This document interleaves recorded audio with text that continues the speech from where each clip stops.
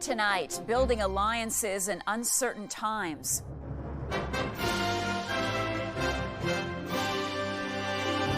What the massive delegation is aiming to accomplish with a key continental ally in the face of threats from Donald Trump. It's a long time coming. This is an opportunity to go well beyond where we have been. And what we know about Canada's new chief negotiator. A banner day for Canada at the Milano Cortina Winter Games. It's a defining moment for the history of this rivalry. How a record performance propelled the women's team to a gold medal rematch with their most bitter rival. And tributes for an Oscar-winning Hollywood legend. This is business, not personal. Remembering the versatile, unique, and unforgettable Robert Duvall. Charlie, don't surf!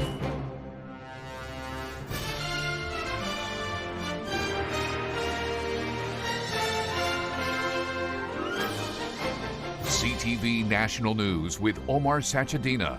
Reporting tonight, Marcia McMillan. Good evening. A high-powered Canadian delegation landed in Mexico City today for the largest trade mission to Mexico in decades. The goal, to lock in stronger bilateral ties as President Trump threatens to rip up CUSMA. The visit coinciding with Ottawa naming a new chief trade negotiator to take on Washington. Here's CTV's Rachel Aiello with what's on the table in Mexico. Hundreds of delegates representing businesses and key sectors across Canada are taking part in the biggest trade mission to Mexico in decades. Here, we have the tremendous opportunity to start to work in this direction. Led by Minister Dominic LeBlanc, Canadians are meeting with Mexican government officials, policy experts, and industry leaders to forge new alliances. It's a long time coming. This is an opportunity to go well beyond where we have been. But the mission is also an opportunity to strategize ahead of this year's mandatory review of the Canada-United States-Mexico Agreement. Given President Donald Trump's threats to tear up the trilateral trade pact, a deal that has shielded most Canadian and Mexican commerce from tariffs, Team Canada is looking at bilateral relations with Mexico in new light. We haven't actually leaned in to what CUSMA, our trade agreement, affords us, and we just have not invested in building the relationships or educating ourselves or connecting those businesses. Merchandise trade between Canada and Mexico has increased 12-fold since the original NAFTA came into force. But business leaders see potential to gain more market access. We have some really cool meetings set up. It's important for us to be here on the ground and see if there's potential for our producers to expand their export to Mexico. With that joint CUSMA review coming in July, the Prime Minister announced today longtime senior public servant Janice Charette will become Canada's next chief trade negotiator to the United States. Charette will work alongside Mark Wiseman, Canada's ambassador to the U.S., who just started in D.C. this week. Of course, she's an incredibly experienced and seasoned bureaucrat and diplomat. This is exactly what we need. Reacting to Charette's appointment, the Conservatives disagreed, saying what Canadian workers need is a deal and not another negotiator. Marcia? All right, Rachel, thank you. Canada can't rely on others for its security. That's the message as Ottawa rolls out a sweeping new defense industrial strategy, betting big on homegrown production. Here's CTV's Paul Hollingsworth on the potential stakes for Halifax. The $6.6 billion defense strategy is reportedly designed to support Canadian businesses and position Canada to shift away from relying too much on the U.S. while still meeting its NATO commitments. The government also plans to add 125,000 defense jobs over the next 10 years. These are eye-watering numbers in terms of investment into defense. And yet there's still a distinct lack of detail, although we're supposed to get more of that tomorrow. Prime Minister Mark Carney was supposed to announce these changes last week, but it was delayed after the mass shooting in Tumbler Ridge. Former Defense Minister Peter MacKay has lingering questions as he awaits more details. Where does the money come from? Does the money come from cuts to other departments? Does it come from a drastic increase in revenues that will be generated by sales of Canadian goods, mainly energy? Or is this all going to be more borrowed money? 125,000 defense jobs could have a major impact on Halifax. We are home to the largest Canadian Armed Forces base in the country. We're home to the headquarters of the 5th Division of the Canadian Army, 12-wing Shearwater Air Force Base, home to the East Coast Navy. According to this military historian, other Canadian cities would also be positioned to benefit. Obviously, Bombardier in Quebec, London, Ontario with General Dynamics Land Systems, but Halifax has Army, Navy, Air Force defense industries all connected. A lot of defense jobs over the next decade could also lead to some pressures. If more people move here, it could add to the housing shortage already impacting this city. Paul Hollingsworth, CTV News, Halifax. The RCMP has completed its investigation into last week's deadly mass shooting, and Tumbler Ridge Secondary School has been turned back over to the local school district.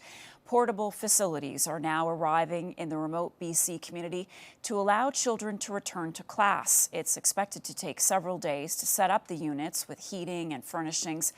5 students and a teacher were fatally shot at the school last Tuesday after the attacker killed her mother and half-brother at their home. The shooter took her own life as police arrived. Police in Rhode Island say 3 people are dead, including the suspect, after a shooting at an indoor hockey rink during a game between 2 high school teams. Upon arrival, police were met with several people, obviously inside the arena, and there was 2 casualties within the arena. The suspect was confirmed as one of those casualties. Police received a call around 2:30 local time about an active shooter at the rink. Authorities believe the shooting was a targeted attack stemming from a family dispute. The game was being live streamed, and gunshots could be heard in the background of the video. The Pima County Sheriff says all of Nancy Guthrie's family members have been cleared as possible suspects in the 84-year-old's suspected kidnapping. The sheriff called the Guthries victims, plain and simple. On Saturday, the FBI found gloves in a field near Guthrie's house. Preliminary results indicate that the DNA on the gloves are from an unknown male. Forensic testing is being done to see if there is a match with the gloves worn by a man seen in a video outside Guthrie's home. A boost for EV buyers today. Federal rebates are back for cars assembled in Canada and countries with free trade agreements. CTV's John Venevali-Rao is at the Canadian International Auto Show on why the relaunch is refueling controversy. At Canada's biggest auto show this year, a lot of the focus has been on electric vehicles. I think personally, my next vehicle will be an electric. With automakers plugging their latest models, hoping the return of the federal rebate will rev up a bit of a sputtering market. Every little bit helps. I'm not going to complain, that's for sure. After a year-long pause, anyone buying or leasing an EV as of today can get a $5,000 rebate or $2,500 if it's a plug-in hybrid. The program only applies to vehicles costing less than $50,000 unless they're made in Canada. Some think that's too low given how expensive EVs tend to be, though the number of vehicles in that price range has rapidly increased, with Transport Canada now listing more than 70 on a website. Now, while Ottawa and Beijing recently reached a deal to lower the tariffs on nearly 50,000 made-in-China EVs, none of those will qualify for the subsidy. Automakers are hoping the resumption of the rebate will put EV sales back on the road to growth. They fell from 15% of vehicle purchases in 2024 to about 9% last year. So we're actually anticipating it to actually come back up now that the incentives are back, essentially. Still, some potential buyers say they remain reluctant, concerned about the number of charging stations, particularly in rural areas, and some remain anxious about the range of EVs. Just the range in the wintertime. They tend to be like 30% less. But many told us despite such concerns, they are open to buying one. We'll see where it goes, but yeah, definitely looking into it. A subsidy proponents hope will drive more demand. John Venevali-Rao, CTV News, Toronto. A damning report is out in Quebec about a scandal that rocked the province and ultimately led to the downfall of Premier François Legault. CTV's Geneviève Beauchemin has the details on how it happened and the lessons learned. C'était ça que vous attendiez tous, je pense. In a more than 800-page report, Judge Denis Galland provides a detailed roadmap of the scandal. Trop vaste, trop ambitieux. He calls the program to digitize services of the SAAQ, Quebec's Automobile Insurance Board, too big, too ambitious, too risky. It was the biggest of its kind in Canada when it was launched. But Galland also says officials deliberately lied for 10 years to hide cost overruns pegged at around $500 million. In 2023, the fumbling of the website launch forced Quebecers to line up in the cold for hours as they raced to register their vehicles or renew their driver's licenses. There's a line from here to Peru, said this man at the time. The scandal drove down Quebec Premier François Legault's popularity. He says the report now clearly shows his government did not know the full extent of cost overruns. And he says he's looking into potential legal action against officials who lied. But one opposition critic says Quebecers were victims of a holdup of public funds and that government guardrails failed. Even if the SAAQ lied to them, then they lied to us. Galland says asking top officials to be honest seems to go without saying, but he did make 26 recommendations, including to set up a specialized digital transformation team within the public service. This to lessen reliance on contracts with big private companies. That's possibly a lesson for other jurisdictions as provinces race to digitize healthcare and other services. We need these kind of projects. We don't have the choice. We cannot go back to the paper. The Commission says this scandal should not discourage other digital transformation programs, but could serve as a warning signal. Geneviève Beauchemin, CTV News, Montreal. Canada soared to its second gold medal of the Winter Games this afternoon at Milano Cortina as Megan Oldham flew to the top of the podium in the free ski big air event. The 24-year-old from Parry Sound, Ontario, captured her second medal of the Games with the golden performance. She already snagged the bronze in the slopestyle event. Canada is assured of another medal after the women's hockey team punched its ticket to the final thanks to a record-setting performance by captain Marie-Philippe Poulin. The five-time Olympian broke the women's all-time Olympic scoring mark with her 19th goal and added a 20th minutes later to help Canada beat Switzerland 2-1. The defending champs will go for their sixth Olympic gold when they take on their bitter rivals, the United States, on Thursday.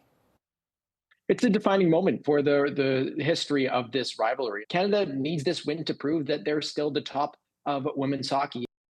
And Courtney Saro's trip to Italy just keeps getting better and better. The short track speed skater from Moncton, New Brunswick, picked up her third medal of the Games, streaking to silver in the 1,000 meters. Saro also won silver in the mixed relay and bronze in the 500 meters. So after 10 days of official competition, Canada now has 11 medals, 2 gold, 4 silver, and 5 bronze. Canadian curlers can't seem to sweep away controversy that has plagued their Olympic tournament. Today, Canadian women were accused of technical violations in their game against China. CTV's Garrett Barry has more on the unexpected drama for Team Canada at the rink. A roller coaster week in curling that was kicked off by allegations of rule breaking and a heated argument on the ice still hasn't settled at these Olympic Games. And at the center of it all, a technical controversy about how and where you can touch a rock as you throw it down the ice. Once again this morning in Cortina, things got a touch heated on the ice. Canadian skip Rachel Homan was accused by Team China of improperly throwing her shots. Curling officials have clarified this week you cannot ever touch the granite part of a curling rock when throwing, and have stepped up enforcement of rule violations at these Olympic Games. It's a rare sight in curling, a sport that has traditionally seen players enforce the rules themselves in a spirit of sportsmanship, and very rarely has umpires intervene. The first page of the World Curling Rule Book is titled The Spirit of Curling, and it's a lot of fluffy, poetic words about how, yes, we have a rule book, but realistically, as long as everybody's just nice to each other, then the rule book almost doesn't even matter. It was men's team third Mark Kennedy whose heated argument and cursing on the ice brought so much attention to this stone-touching scandal, but Homan was actually punished on Saturday night. An umpire pulled her very first throw from play. It likely cost her a point in a 1-point extra end loss against Switzerland. After similar accusations today, she said it has nothing to do with cheating. There's no chance that Canadians would ever intentionally cheat. I'd put my life on that. We don't do that. That spirit of curling, the sportsmanlike arrangement that has long held the game in check, well, today Mark Kennedy said it's probably dead, and the quest for excellence in medals has pushed it aside. Garrett Berry, CTV News, Milan. Coming up.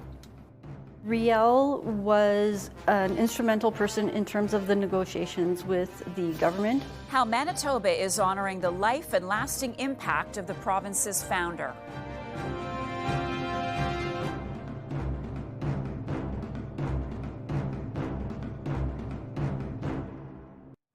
It's Louis Riel Day in Manitoba, a chance for people to celebrate a central figure who shaped the province's history.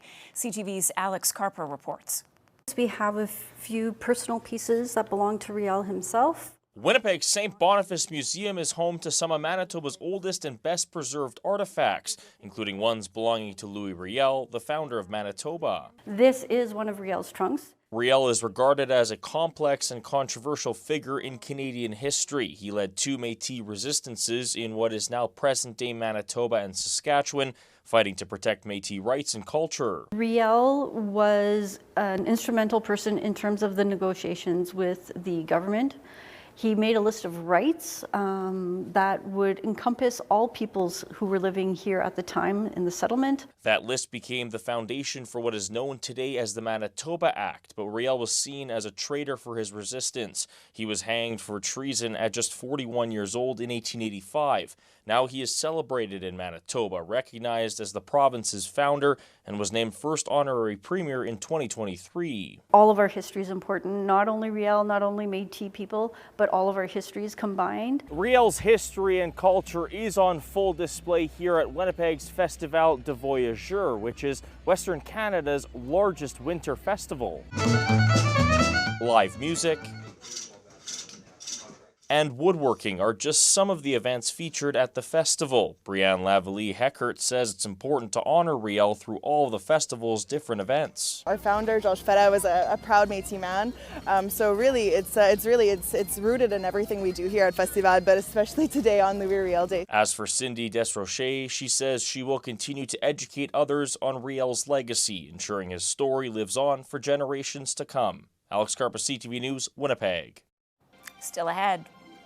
The spring training hype around the Blue Jays swinging for another thrilling season.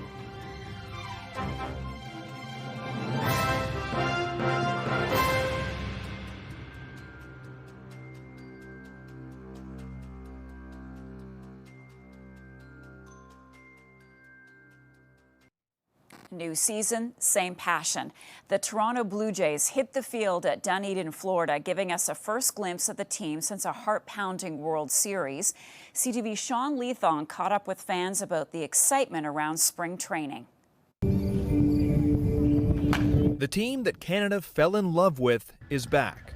The first full day of workouts at spring training for the Toronto Blue Jays, and fans are gathering here in Dunedin just for a glimpse. Still have the high of the World Series, the playoffs. Anticipation and a lot of hope for the season. You know, there's always hope, and so it's a new hope. The last time fans saw this team together on the field was the heartbreaking extra innings loss in Game 7 of the World Series. Claudia Sanders came down from Toronto and is one of many fans who see this as a sequel to 2025. When you lose, you learn a lot. And you come back even harder. But now is the beginning of a new season, and the team has added new players like early fan favorite Japanese star Kazuma Okamoto. while the experience of last season has moved some players into the spotlight. What got you about the Blue Jays? Ernie Clement. Yeah, pretty much. Players like Ernie Clement and Addison Barger are expected to play a bigger role, as being defending American League champions comes with expectations. I love the expectations. That's why we do it. And I think the guys we've talked about it so much in the off season. It's nice to see everyone, really. It kind of just gets you back to what you were doing at a really, really high level last year. The team's leader, Vladimir Guerrero Jr., is now the longest tenured Blue Jay and says he's confident this team can produce. I think it's going to be more fun, but I'm actually more happy than last year. And while the team beat expectations last year, now the fans want more. Maybe make it back to the World Series. Dominate the Dodgers. Just win it all. We want it all. But today is just day one, with a long road back. So while today was full of hope with a bit of nostalgia, reality hits on Saturday when the Blue Jays start their preseason here at TD Ballpark in Dunedin. Sean Leathong, CTV News. Still ahead, remembering some of the roles that made Robert Duvall unforgettable.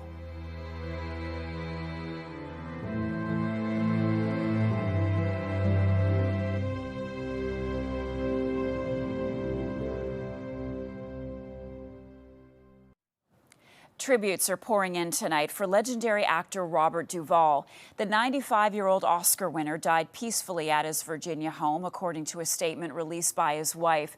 Duvall is considered one of the greatest actors of all time. Here's CTV's Andrea Case with a look back on his remarkable career. I love the smell of napalm in the morning. Robert Duvall has had some iconic lines in a career which spanned 6 decades and more than 150 films. Smells like victory. Duvall was born in San Diego in 1931. His father was a rear admiral in the Navy, but his career was firmly rooted on terra firma, first on stage, then television, and eventually film. At 31, his first film role, Boo Radley in To Kill a Mockingbird. He was the original Frank Burns in MASH. They shot Sonny on the causeway. He's dead. But it was his role in The Godfather and Godfather Part 2 which brought his first major critical success and the first of 7 Academy Award nominations. He turned down a role in Godfather 3 due to a salary dispute. The role as a washed-up country singer in the film Tender Mercies was the one which garnered him his first and only Academy Award in 1983. What we're really here for is to single out who we think is the best for that given year. And if that's what I'm to be this year, then I accept it with an honor, and I'm very moved because of that. He was no stranger to the Toronto International Film Festival in 1997 alongside Farrah Fawcett in The Apostle, a film he wrote, produced, and funded himself. He opened the festival with Robert Downey Jr. in 2014's The Judge, and a couple of years earlier to support his friend Billy Bob Thornton in Jane Mansfield's Car. It feels almost him getting older was actually good for his career because he just kept showing up in so many things. You know, he was just this guy that would elevate whomever he was cast opposite of. Married 4 times, he met his last wife, Luciana Pedraza, in Argentina. She approached him, another passion, the tango. He wrote and co-starred in the film Assassination Tango. She was in it also. Duvall died at his ranch in Virginia yesterday with his wife by his side. Robert Duvall was 95. Andrea Case, CTV News. And that is our newscast for tonight. Thanks for joining us. I'm Marcia McMillan. Omar will be back tomorrow. Thank you for watching and have a good evening.